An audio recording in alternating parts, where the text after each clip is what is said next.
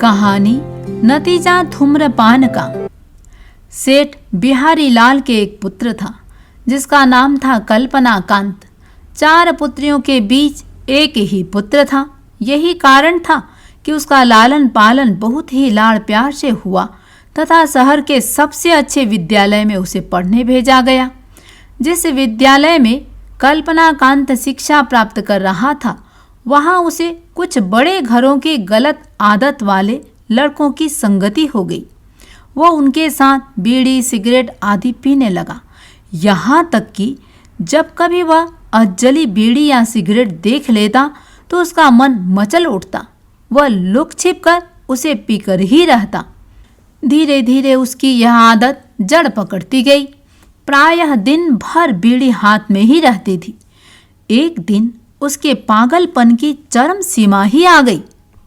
वह motor garage के पास खड़ा एक गाड़ी को ठीक होते देख रहा था। गैरेज के अंदर ड्राइवर उसको ठीक कर रहा था। उसके पास ही पेट्रोल का भरा हुआ ड्रम खुला पड़ा था। कुछ देर बाद ड्राइवर बाहर आकर बीड़ी पीने लगा। अचानक किसी काम की याद आने से वह बीड़ी का टुकड़ा वहीं फेंक कर चला गया। कल्पना कांत यह सब देख रहा था। जैसे ही ड्राइवर नजरों से ओझल हुआ, वह बीड़ी का अधजला टुकड़ा उठाकर पीने लगा। उसने पहला ही कस लगाया था कि सामने पिताजी आते दिखाई दिए।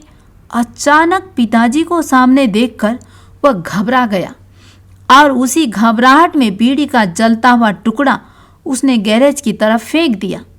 वह इधर उधर ऐसे देखने लगा जैसे किसी को ढूंढ रहा हो। बीड़ी के उस टुकड़े ने भयंकर काम कर दिखाया। बीड़ी का वह जलता हुआ टुकड़ा पेट्रोल के ड्रम पर पड़ा। एक क्षण में पेट्रोल भभक उठा। कल्पना कांत भागने की सोच ही रहा था कि वह आग की लपटों से घिर गया। सारा गैरेज और मोटर आदि धू धू कर जलने लगी। ड्राइवर तुरंत दौड़कर आया।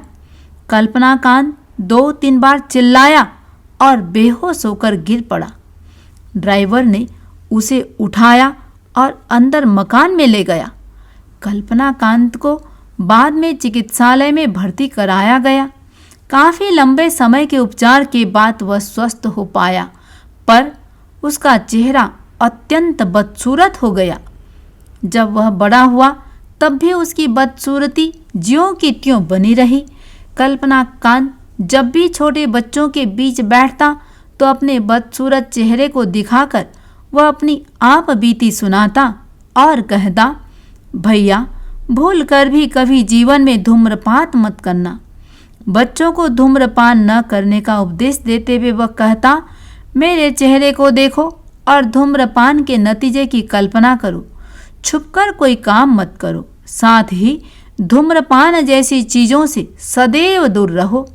यह बीड़ी सिगरेट खुद तो जलती ही है, साथ ही हमें भी सुलगा सुलगा कर धीरे धीरे समाप्त कर देती हैं। इनसे दूर रहना चाहिए। सुनकर बच्चे उसकी बात को गांठ से बांध लिया करते थे और कभी धूम्रपान नहीं करेंगे ऐसा संकल्प करते थे। कथा बोध कहता है, धूम्रपान शैतान है, इससे दूर रहना चाहिए।